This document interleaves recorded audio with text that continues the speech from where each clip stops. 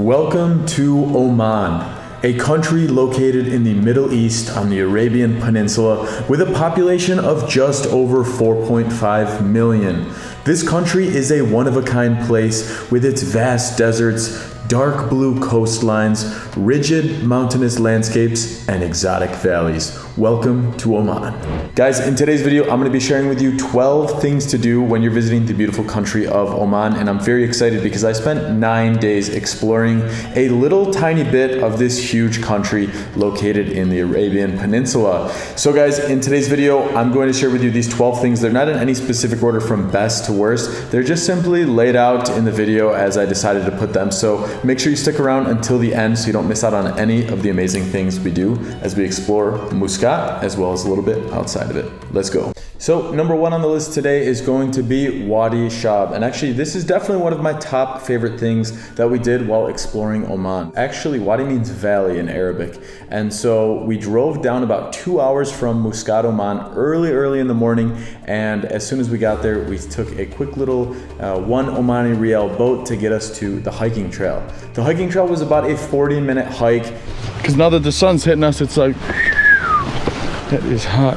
And to be honest, the trail wasn't marked super well. We kind of had to navigate our own way, but there was a marking, an arrow this way or that way. All right. Well, if water's running this way.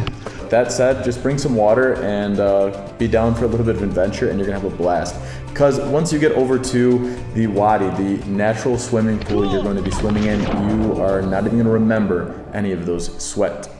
Once you get over to the natural swimming pool, you are going to be in awe because you're going to see a turquoise long, very like semi-shallow river that you just jump right in and you swim about 10-15 minutes up the river along with a bit of hiking, and you reach a very small crevice, a very tiny one. I'm telling you, my head barely even fit through here. So if you're claustrophobic, it may not be your favorite thing to go through the little passageway, but for those of you adventurous people, you swim right through this little, maybe 1 or 2 meter long, and you find a beautiful waterfall.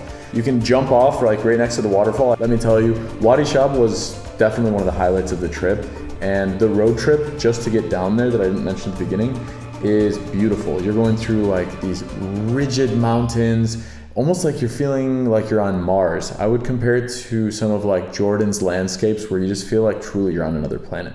Number 2 on the list is going to be Bima Sinkhole. And the nice part is if you're heading down to WADI SHAB, people usually do both of these together. You do WADI SHAB in the morning, do the hike. After that, you do about a 30-minute drive from WADI SHAB over to the Bima Sinkhole. You enter into this park, walk down into the sinkhole, and you can go swimming. But you'll be quite surprised that you're not going to be swimming alone. There's going to be some fish that are going to give you a natural pedicure. Let's put it this way. There's hundreds of them. And it feels weird, like it's kind of odd at first, but if you have like scabs, like sometimes it can feel like pinch a little bit, but otherwise it doesn't really hurt. And aside from that though, it's so beautiful, guys. They say, I believe, that there was a meteor that crashed into the land there thousands of years ago and basically created this natural well. And so it's up to 300 meters deep in some areas. You can see how deep it gets just by, I mean, it's clear all the way around there, but when you see how shallow it is there versus where it just drops, that's the scary looking part. So if you're not going to the WADI SHAB first, it's actually about 1.5 hours to go from Muscat Oman over to the Bima Sinkhole. Number 3 on the list is going to be NIZWA Fort. Also another road trip for you from Muscat. So NIZWA Fort, or some know it as NIZWA Castle, is in the city of NIZWA. It's about 1 hour and 40 minutes driving time. So I would recommend waking up nice and early, getting a head start on the day.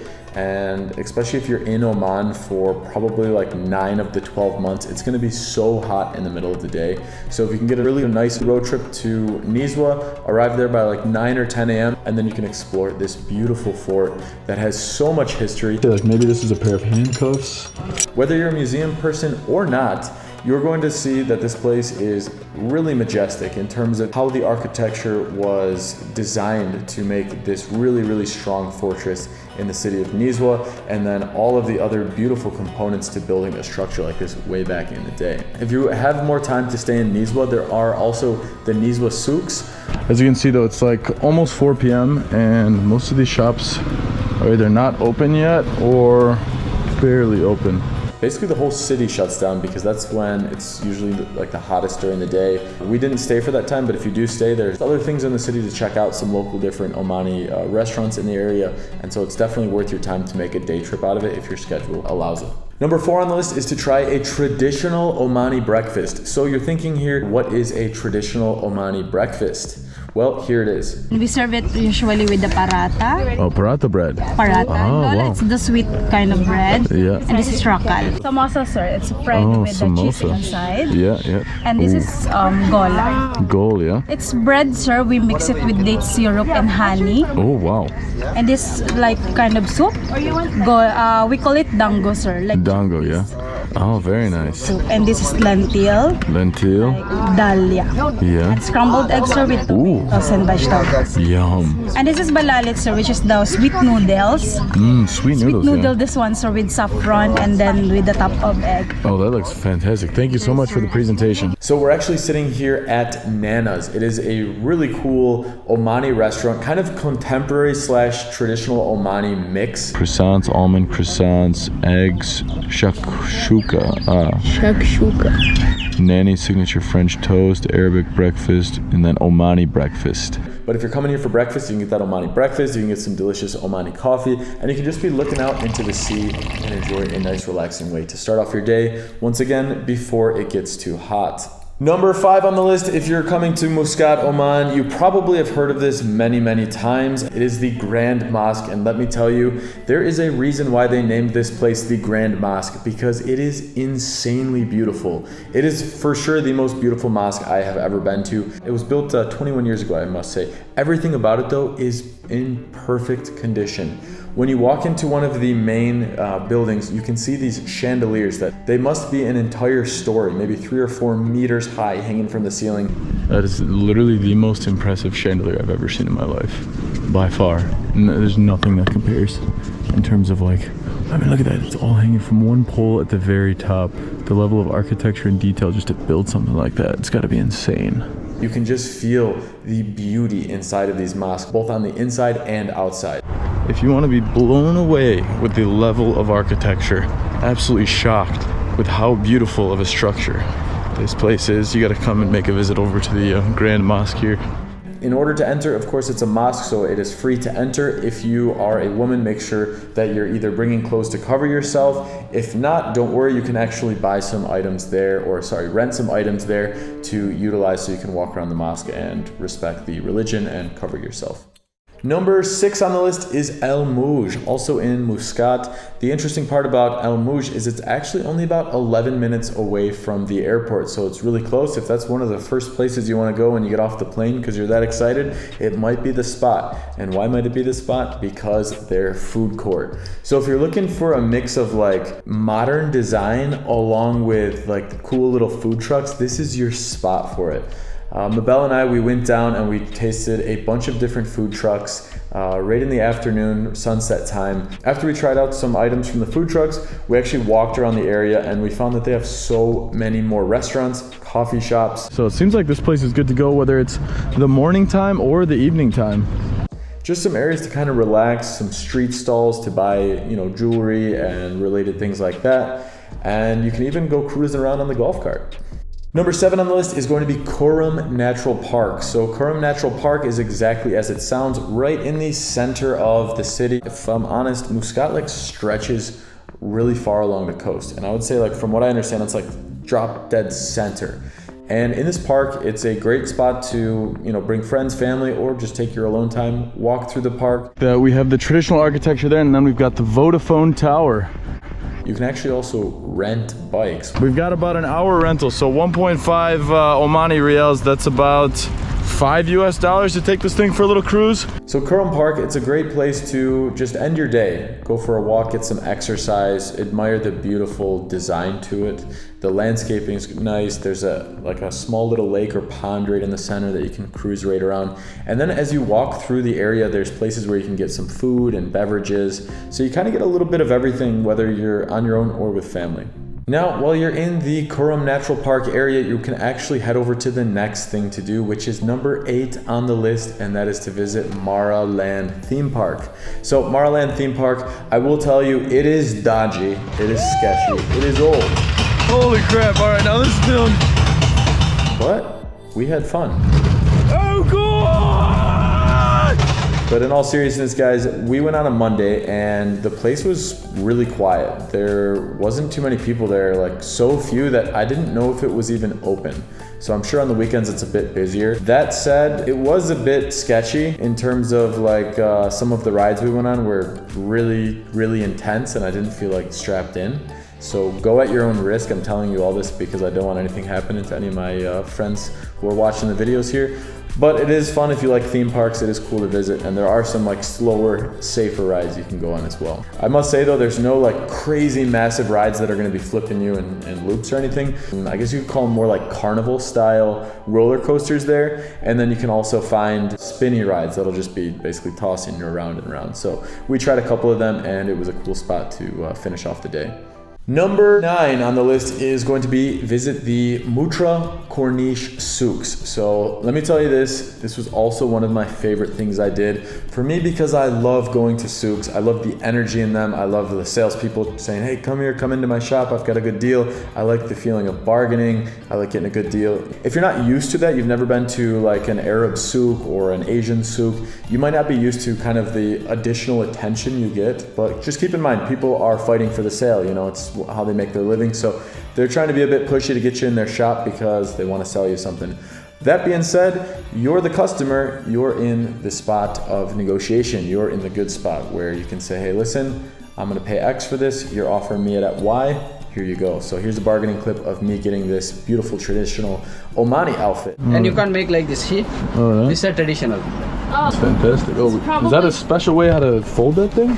Give me a ride, I check your videos. 8? 8, yeah. Ooh, jeez, we're gonna have to. This is handmade.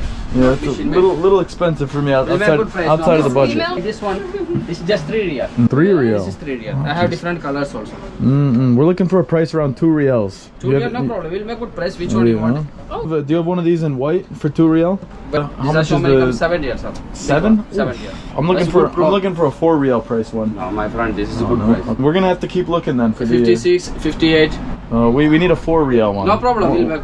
Yeah, we can make it work. 7, 5 riyal. Okay. Oh no. 5 riyal. We can do 2 riyal and then a 4 riyal, and then we got a bargain then. Wow. So was this one made in Kerala or is this one made in Oman? No, made in Oman. Correct size. Damn! Yeah. Oh, Chinese. But we'll make a deal on these two, yeah? Yeah. All right, perfect. Thank you, my friend. So when you're visiting the souks, just keep in mind there are so many different types of things you can get there. I was showing you like a traditional Omani outfit. I bought soaps there. I saw toys for kids. I saw shawarmas that we actually got while we were walking through. Perfumes, there's towels. We bought soccer jerseys or football jerseys. Honestly, anything when you're going to the souk. So if you have stuff to buy, if you have items on your list that you've been thinking about buying, or you want souvenirs for someone, this is the place to get it all because you'll get it at a really good price and you'll also have a lot of fun buying it, doing some negotiations and bargaining. Number 10 on the list is going to be visiting one of the Omani malls, Avenues Mall. So what I've noticed in a lot of the Arab countries is they really pride themselves on building beautiful and basically like, you can almost call them like over the top malls where they're like super malls. They have everything you can imagine. So I'm not sure where you're watching this from, but where I'm from in the US, you get a range of all types of malls, right? Like you get like Mall of America where it has a roller coaster in it, and you get just your normal malls where you can get all of the nice shops. I would say that most of the malls that I've been to in Oman, they're like super malls. They have so many different things that you can find in them. And Avenues Mall I loved because on the top level, there's actually a theme park. Yes, I do love going to theme parks, as you've probably figured out, but there's something cool about being indoors and also being in the theme park. So they're not like the craziest rides you could ever go on, but they'll definitely keep you busy with some of the arcade games, some of like the table hockey, some of the spinny rides. Yeah, it's pretty intense. But also in the mall, you're gonna be able to find a really large food court. As you can see, we've got a lot of options for cuisines. We got Burger King, Indian cuisine, Shirazi, Papa John's, New York fries. And we've got McDanklin's, aka McDonald's, your favorite. Many coffee shops and all of those designer brands that a lot of people will go and look for at the mall, as well as like everything else you can expect to find in a mall. We even tested out some massage chairs. Number 11 on the list is also in MUTRAH Corniche, which is visiting the area of MUTRAH Corniche. This whole area, I would say probably like from 3 to 5. That is the time to be there. That is where you can just either stroll or you can do a little bike rental. We rented this bike for just a few dollars that literally looked like a McDonald's bike. You get a lot of the locals coming out and just basically walking across the path as the sun's setting in the distance. And it's a unique place, one of the most picturesque places that I saw in Oman. And that is because you can see the mosque, you can see the fort in the distance, up in the, basically the ridge line right along the roads there. You have mountains right next to it and you can see the fort there. You can actually tour that place as well. And last but not least is going to be number 12, which is visiting QURUM Beach. So QURUM Beach is a nice long stretch of beach. It's actually pretty close to the QURUM Natural Park, given the name. And here you're gonna get more of like a darkish brown sand and a nice coastline that leads up to these rigid cliffs. You can hear the waves, you can either just go walking along the beach, or you can stop at one of the cafes that's right up at the top of the road in front of the beach. Oh yeah, that's such a refreshing temperature, guys. And it's just a really relaxing place to be able to enjoy the beach life right over there. And so guys, that ends our video here for 12 things to do in Oman. Obviously, this list is so tiny compared to all of the things you can do while in Oman.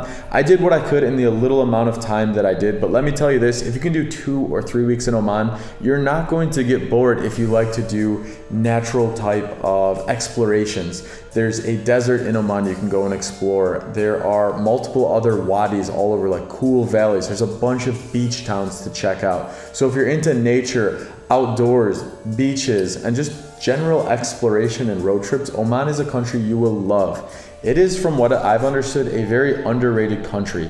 Outside of people that are, let's say, in the general Middle East area here, not many people have really explored Oman in comparison to what you can find there for people that love trekking and all these natural things that I've been talking about. So definitely a place you're going to want to come and check out and explore. So if you're planning your trip to Oman, I wish you an amazing time over there. I also want to mention that if you check the description below, I actually have links to some of the excursions that I've mentioned in here, as well as some other excursions you can find in Oman that'll help you when you're booking and looking for which ones you want to go ahead and do. So guys, thank you so much for watching. As always, if you've enjoyed this video, it would be amazing if you could smash that thumbs up. It helps this channel so much. And if you can hit that subscribe button, I'll be releasing travel guides all over the world that are going to help you travel to more and more places. See you guys in the next one.